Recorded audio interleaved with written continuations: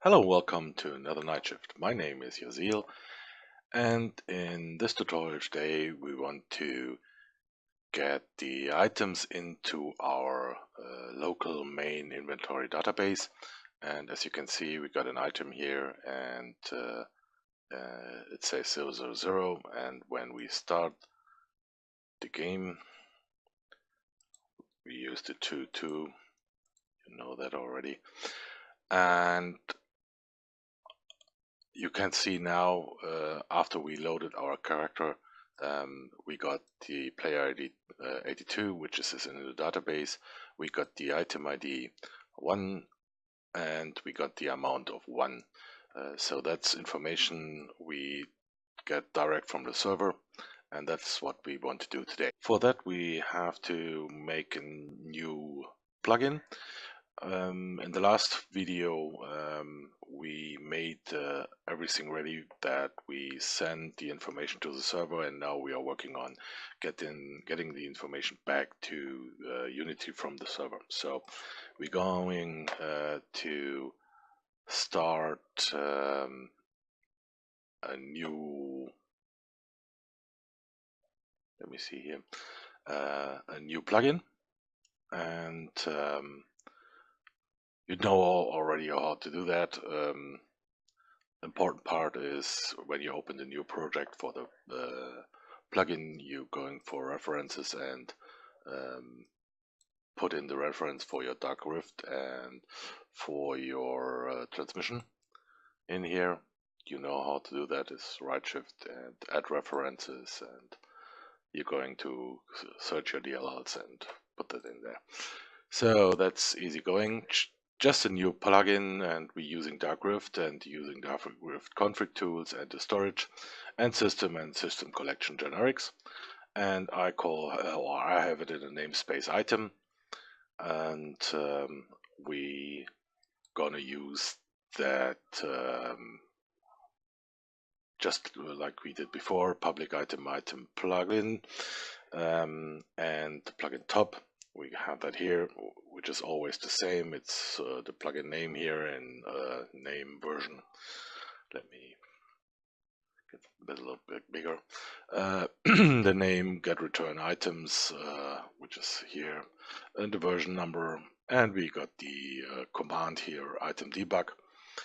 And we have the author. In my case, it's Jazil. In your case, whatever it is, here's my email address. And that's all for the top. And we close that. It's just a plain plugin starter, as we had that in many other plugins before. And after that, we going for the region was, and we need the config reader underscore settings. We need bytes for the item tag. We need a new short for the item read. We need a new short for the item read list, and we need a new short for the item save and the item remove, which is really clear. We just read one item, we read a whole bag, we save an item, and we remove an item out of the bag. And then we set the debug to false. And after that is all for the RAS. We don't need more there. And the next is the starting routine. So it's public items, and it checks if it's not installed. If it's not installed, we're going to do the install routine, and which is really clear. We're going for the install subdirectory, so we will produce a directory with the name items in it, and we produce a file which is named settings.cnf, and we save the item tag, the item read list, save and remove, which is the 12 and the 1, 2, 3, 4. That's the numbers you defined in Unity already in the yconst, and we set in our case the debug into true. And after that, we trying to generate a database. And in the database, or our database, or my database, I named it table player inventory, table pinv. And we create an ID. We create a player ID. We create the item ID, the amount, the bag, the slot, and the hash ID. So if you wonder what the hash ID will be in the future, is when we save an item we generate out of the old or the item database we produced in the first videos on this stage. And the saved item, or this the player wants to save an item, we generate a hash out of what we know how the item looks, or what the item is, and what the player sends. So if the player tries to fool us with something like I have 100 amount of something, we can check that against the hash ID. So when the player starts to or wants to manipulate that, we notice that. But that's in the next video, not in this one. But we generate the field in the database already. So well, it's an int. It's in barsha 30. It's a bag name like inventory bag, bag 1, or whatever it is. The slot, like slot 1, slot 2, or slot 10 in the bag. And the hash ID already, I told already. So then we have the new query parameter, which is in our case 0. There is no parameter in there. We just generate the table.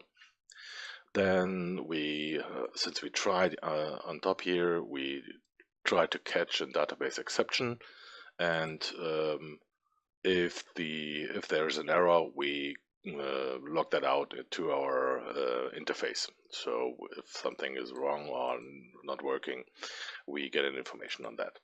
So after that, the thing is installed, and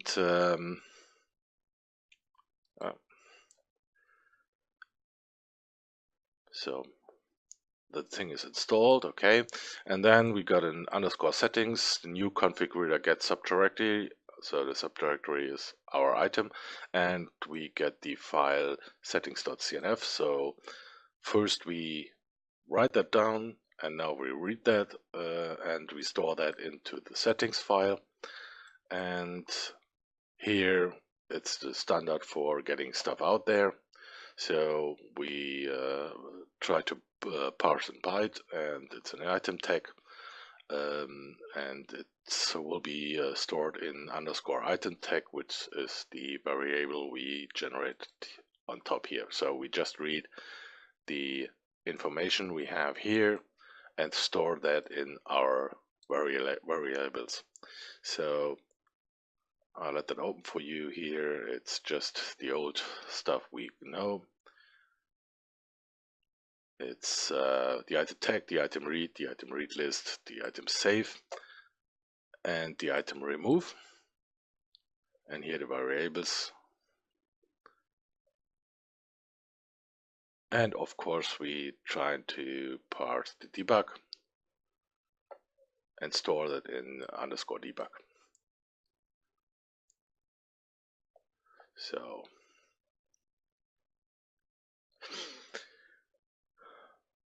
that's all for that. And after that we bind ourselves to the on-server message, and we bind that with the function on-server message, which is direct here. And it's a private void on-server message, and the connection server is con, so we know who is connecting or is sending something. And here is the data, so that's the message what is sending. Then we trying, okay,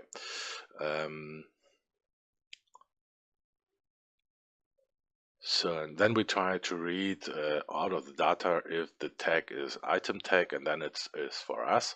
And if it's for us, we're gonna check if the data subject is equal to item read list. And if it's the case, we have something like the debug, and we read item message or whatever you want to debug there. And we're using the log color function. You know that already also. It's down here. We just set the console color and set it back to white after that. And so let's see. Then we're using the dark reader, and we read the stuff out of the data.data. So we make a new my inventory, my item. So that's a class we have, item inventory here. So we need to make a new C# script, and you just produce here a new one and call it item inventory. So we just hop there. So it's the namespace item again, and it's the system serializable public class item inventory. And we have an ID and player ID, an item ID, and amount, the back name, and the slot in there.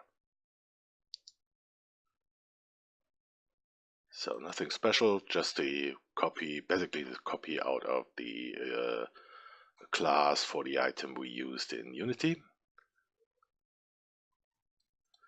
And then you say underscore my item is a new item inventory, and you assign the variables player ID, which is the read int, and the item back name, which is the string.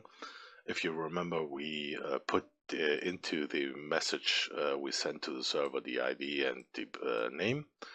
We have to read that in the same order. And after that, we log color the player ID, and it's just for us, so we know that later on you just won't have that, so you uncomment that. But for testing stuff, it's really nice to know what we got from the Unity. And then we're gonna try the database rows is equal to darkroot server.database execute query, and in the execute query we select star from table p in, so table player inventory, where the back name is equal to back name and the player ID is equal to player ID, and we just want one row. So then we're going to assign the query parameters. So that's the back name is underscore my item dot back name, and the player ID is underscore my item dot player ID. So I noticed an error here or a misfunction. So we want to have all on the back name. So if there is more than one item in the back, we of course want to have that. So we don't want to limit that to one. And then we go and see if we got a row length which is greater than 0. That means we found at least one item.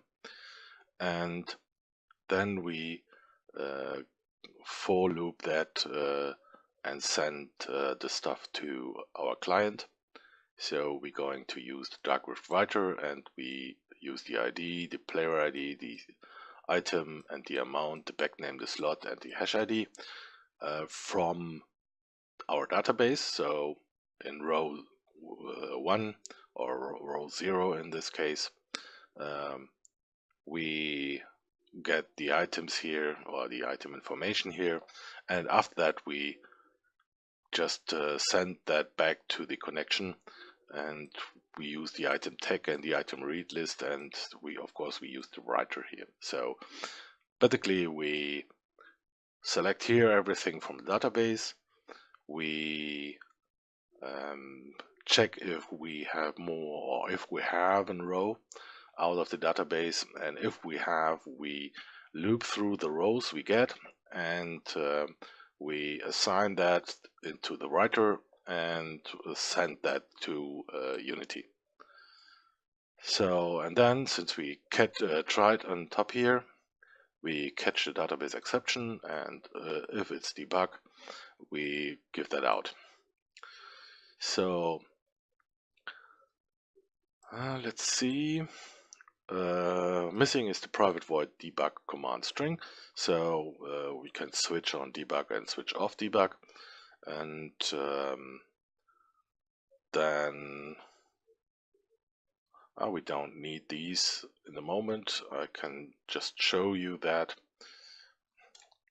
But we need that in the next video. So it's two functions. One function is to send something into the database or save an item into the database, and one function is for update an item. So basically it's the same on the starting. We had that already, and we gonna private void insert into inventory item, and we expect we get an item, and then we're gonna try and use the Darkrift server .database.execute query, and we int that into the database, and you know that how that works. Into and give the fields and give the values, and the values are in a query, and here the items will be stored out of the item you transferred here, and here we have to add something like generate hash. So we have to generate the hash code before we send that, or we we have to generate the hash, so the right thing will be in the database. And after that, of course, we have a catch database exception, and if it's debug, we give something out on interface log. And basically the same it is with the update inventory item, but we don't use the insert here. We of course use the update, and in the update we looking for the item ID, and if the item ID or we look at the database for the item ID, which is item ID here, and we got the amount and stuff here like we did before. We also inspect into these function the item, and after that of course we have to generate here the hash also.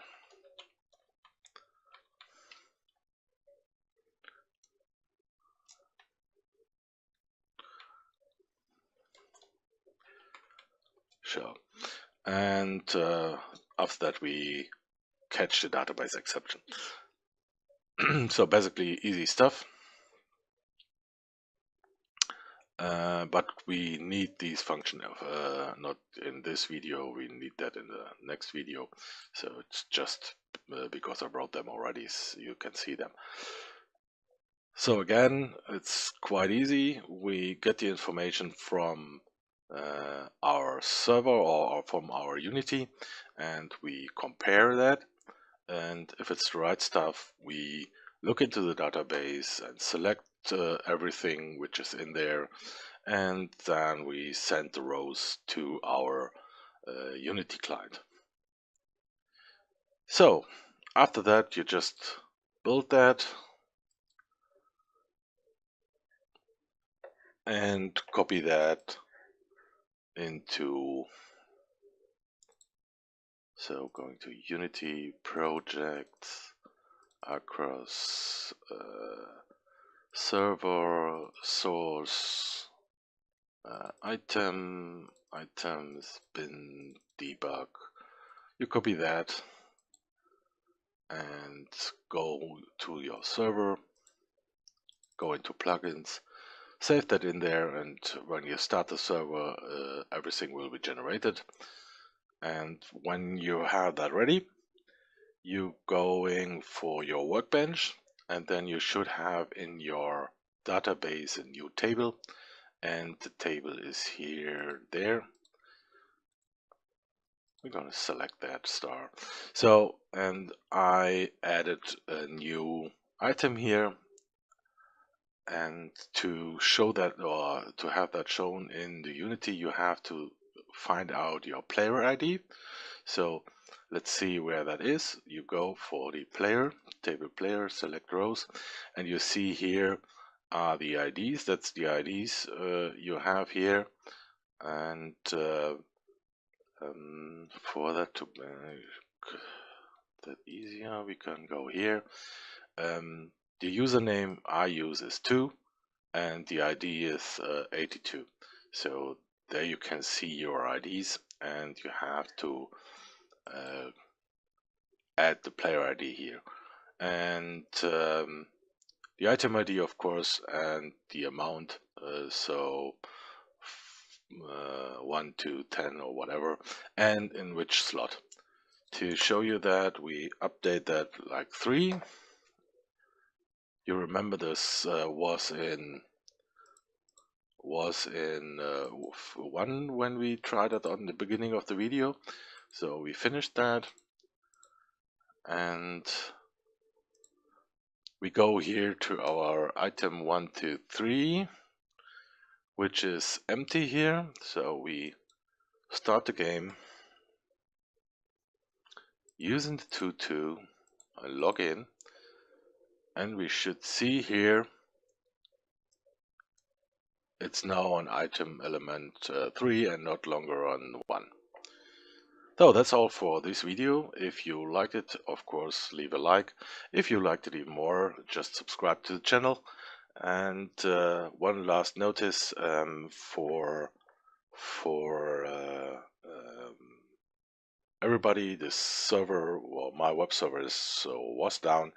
I'm in the process of reconstruct something, so I hope I will be online and fully functional on Sunday.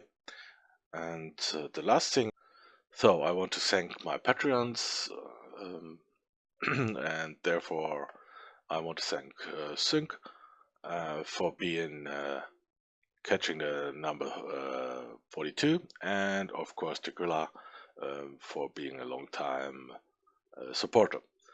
If you want to support me, just go to the Patreon page, pledge to my course, and I would be more than thankful for your help.